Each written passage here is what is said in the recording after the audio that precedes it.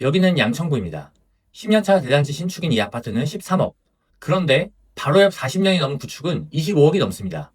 직선거리로 불과 800m. 집값은 2배 넘게 차이가 납니다. 같은 양천구이지만 여기는 신월동, 여기는 목동이기 때문입니다. 결론부터 말씀드리면 실제로 사람들은 양천구를 하나의 시장으로 보지 않아요.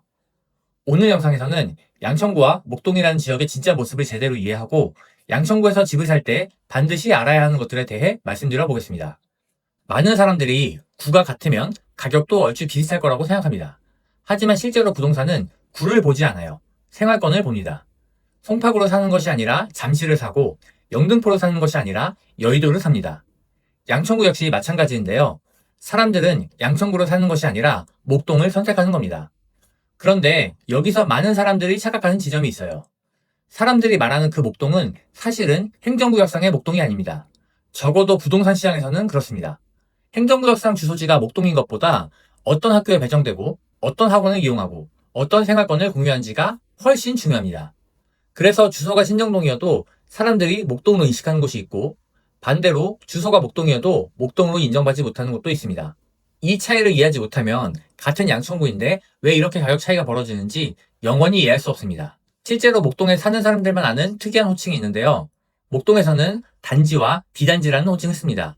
목동 신시가지라는 아파트는 한 번씩은 들어보셨을 텐데 행정구역상 목동에 위치한 1단지부터 7단지까지를 앞단지, 신정동에 위치한 8단지부터 14단지까지를 뒷단지로 구분합니다. 그리고 그 이외의 주변 단지들을 비단지라고 아주 오래전부터 불러왔습니다. 조금 더 넓은 의미로 본다면 배정된 학교를 기준으로 목동 학군에 포함되냐 아니냐로 구분하기도 합니다. 목은중, 월촌중, 신목중, 목동중 등 목동 내에서 손꼽힌 학교에 배정이 된다면 행정구역상 신정동이어도 사람들은 크게 목동이라고 인식하게 됩니다. 많은 사람들이 목동이 비싼 이유는 학군지이기 때문이라고 이야기하는데요. 그리고 뒤에 나온 얘기들이 앞으로는 계속해서 아이들이 줄어들기 때문에 학군지의 수요도 줄어들 거다. 그렇기 때문에 목동은 계속해서 힘을 잃게 될 거다 라는 주장을 하기도 합니다. 물론 목동의 최대 강점은 학군이 맞습니다. 하지만 목동의 가격을 형성하는 진짜 이유는 단순히 학군 하나 때문이 아니라 여러 가지 프리미엄이 복합적으로 겹쳐있기 때문인데요. 그 첫 번째 프리미엄이 바로 커뮤니티입니다. 단순히 좋은 학교, 대형 학원가를 넘어서 비슷한 교육관을 가진 부모, 친구 관계, 면학 분위기, 이 모든 것이 하나의 생태계를 만드는 거죠. 사람들은 흔히 집 하나를 산다고 생각하지만 사실은 커뮤니티를 사는 겁니다. 비슷한 가치관을 가진 이웃들, 비슷한 소비 수준, 비슷한 생활 방식, 이런 눈에 보이지 않는 커뮤니티가 시간이 지날수록 더 큰 프리미엄이 됩니다. 두 번째는 브랜드입니다. 양천구에는 재밌는 현상이 하나 있는데요. 목동이 아닌데도 아파트 이름에 목동을 붙인 단지가 유독 많습니다. 목동 센트럴 아이파크, 목동 삼성 레미안, 목동 파크자이, 목동 아델리체. 왜 그럴까요? 그건 바로 목동이라는 브랜드가 가치가 있기 때문입니다. 마포 주변에는 마포라는 단어가, DMC 주변에는 DMC라는 단어가 아파트 이름에 꼭 들어가는 것처럼요. 세 번째는 희소성이에요.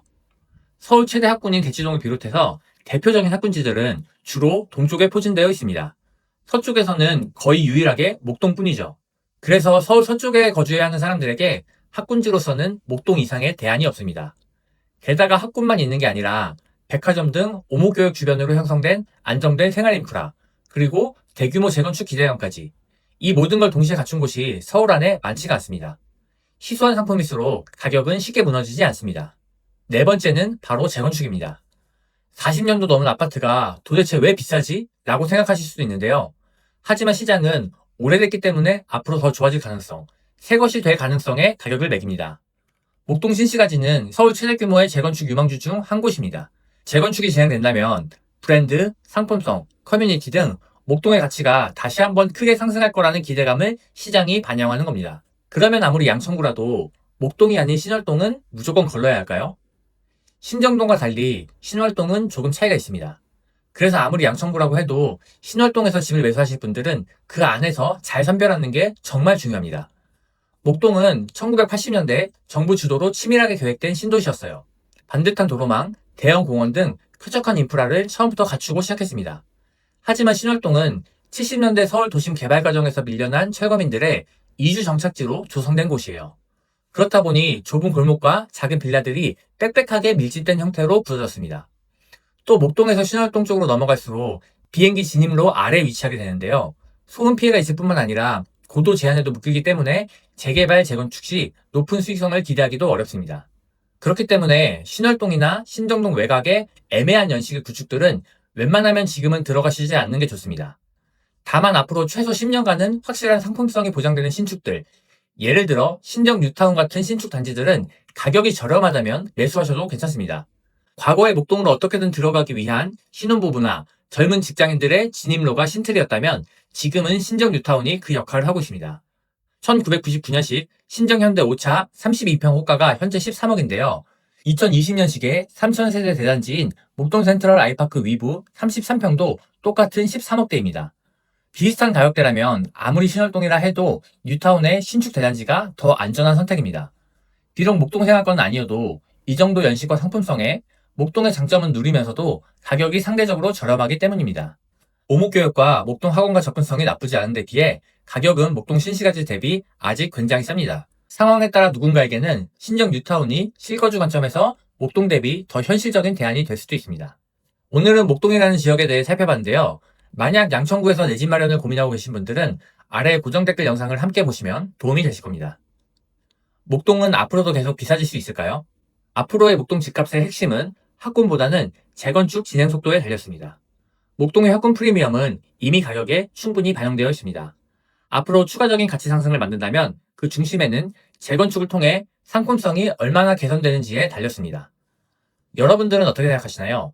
목동의 프리미엄은 앞으로도 계속 이어질까요? 아니면 재건축 이후 새로운 변곡점을 맞이하게 될까요? 댓글로 여러분의 의견도 나눠주시고요. 그럼 다음 영상에서 뵙겠습니다.